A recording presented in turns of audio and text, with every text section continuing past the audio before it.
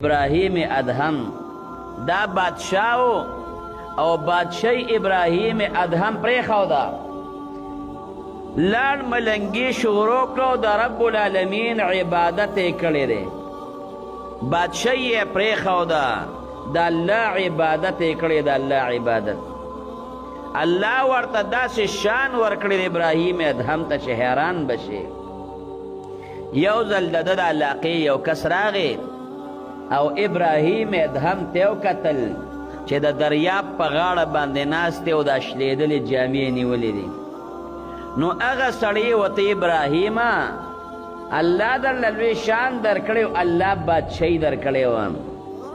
محل دې پرېښود تخت دې پرېښود بادشاهي دې پرېښوده سلطنت دې پرېښود نو رالی د دریاب په غاړو په غرونو کې دیره شوې نو دا ستال دی چې نن د جامې م شلېدلې دي یا به ستا په اشاره باندې ډېر خلک کېناستل او پاسېدل پوج ستا د حکم پابند و پولیس والا دي د حکم پابند و بلا رعایا دي چې تا به څه حکم کو خلکو به د حکم منه نو الله بادشاهي درکړی و عزت الله درکړی و عزت دې پرېښود هغه بادشاهي دې پرېښوده نو دا دل دی چې جامې دې هم شلېدلې دي نن دې ستا یو کس خبره ومني که نه ستا خو که خلک تابعدارو خو بادشاه وي د دې وجې نه ستا خلک تابعدارو نن هم یو کس ته ووایه چې ستا خبره ومني نو الله عزت درکړی و هغه دې پرېښود ابراهیم ادهم غږ ونه که او پنسۍ شلېدلې وه ستن او تار وسرې و هغه پنسۍ پې ګنډله هغه ستن هغې نه یې هغه تار وښکه او هغه ستن یې دریاب ته ور وغورځوله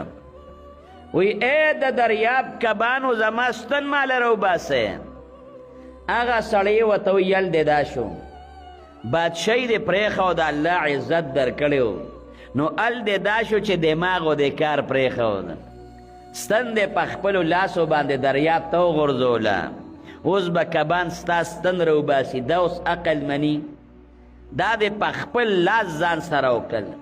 هغه د پښتنو خبره وی د چا د لاسه وی په خپله وی ګیله ولې کېده بله ابراهیم ادهم غږ نه کوي په دې کې یو کب دی هغه سیخ په خولې کې نیولی دی رابار یې که د اوبو نه بل کب بل شی په خولې کې نیولی د اوبو نه یې رابار که ابراهیم ادهم ورته وی خپل ستن غواړم